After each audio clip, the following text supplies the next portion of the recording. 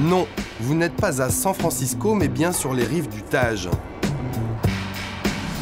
C'est ici, chez l'ancien colon portugais, que 25 000 Angolais ont posé leurs valises depuis 1975, date de l'indépendance de leur pays. Tous ont été attirés par une histoire et une langue commune. C'est le cas d'Edvaldo Fonseca, un universitaire au physique d'athlète et au CV d'intello. Edvaldo est le président de l'association des étudiants angolais du Portugal. Ce soir, il organise un apéro pour rencontrer les petits nouveaux. Et Edvaldo peut bien se marrer. Après 8 années d'études au Portugal, son retour programmé en Angola est proche. Son avenir s'écrira chez lui en Afrique et non pas ici, dans un pays noyé dans la crise de sa dette souveraine. La plus grande richesse d'un pays, ce n'est pas ses diamants, son or, mais ses richesses humaines. Plus une société est instruite, plus elle est développée. Moins elle est instruite et plus elle est manipulable. Après 40 ans de guerre civile, l'Angola découvre la démocratie en 2002. Depuis, ses immenses richesses souterraines lui assurent une croissance spectaculaire de 14% en moyenne chaque année. Toutes les bonnes raisons de repartir.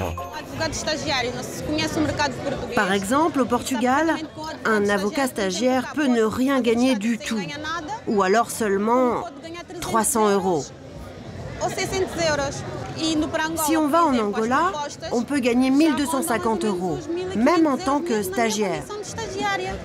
Aujourd'hui, même si l'Angola est un pays riche, il ne dispose pas encore de réelles structures de formation. Ils sont 8000 étudiants angolais à Lisbonne, diplôme en poche, ils repartiront presque tous.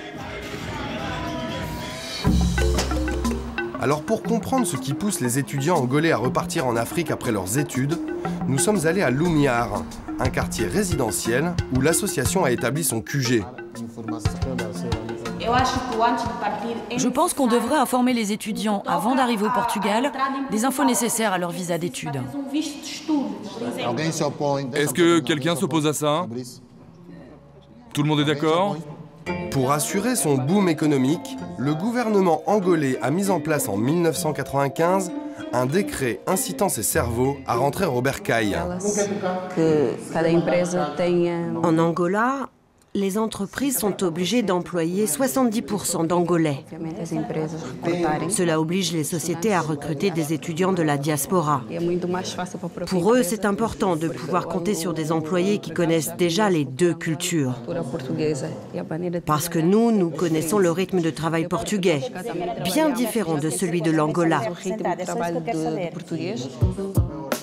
Ces étudiants dirigeront l'Angola de demain. Une responsabilité que l'association prend très au sérieux.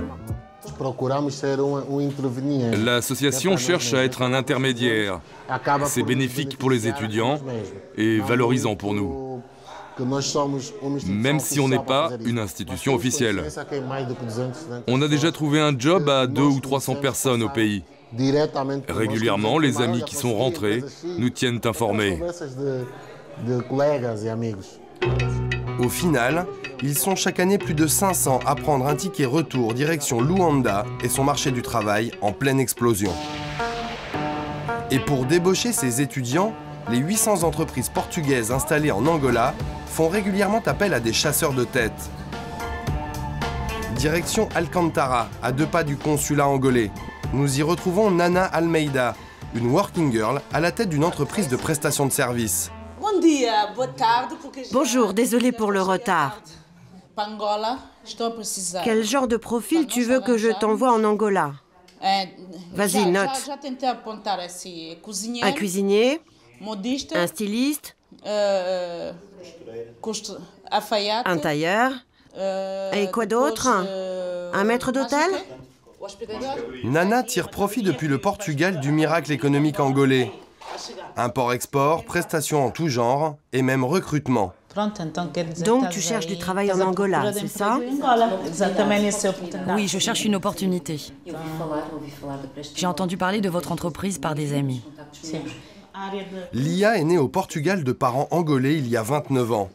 Institutrice depuis 2006, elle n'a jamais obtenu de poste ici.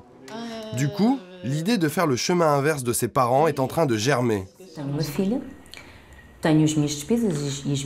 J'ai une fille, des dépenses, et je n'arrive plus à m'en sortir et subvenir à nos besoins. Je ne vois pas de perspective d'avenir ici. Je n'arrive pas à trouver un job. Quand je trouve, c'est très précaire. Ce n'est pas possible. Moi, j'ai besoin de stabilité.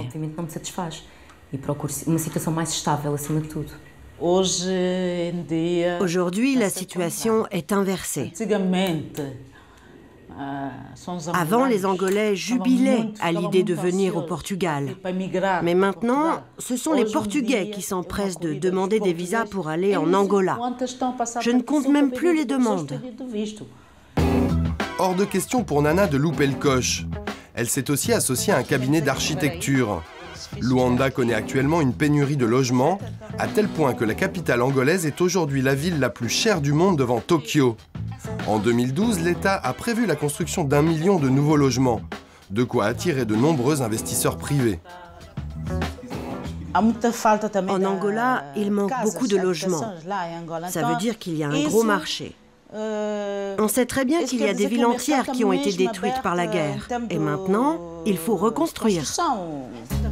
Du coup, son carnet de commandes est plein à craquer.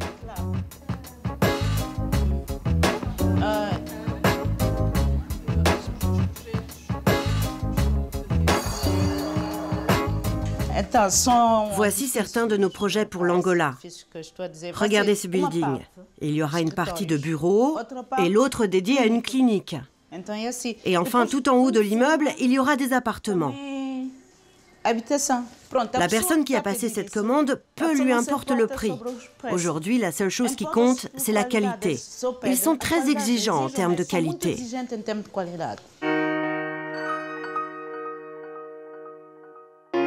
Mais en attendant de rentrer, les Angolais ont bien compris que Lisbonne était un havre de paix.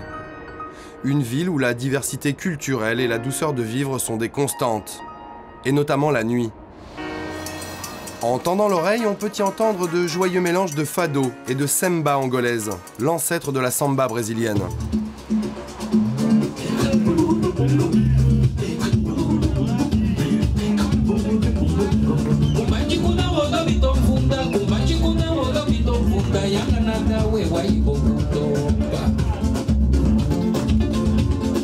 Ce soir, Edvaldo, notre étudiant, est venu avec ses potes écouter Santocas, une star locale en pleine promo de son nouvel album.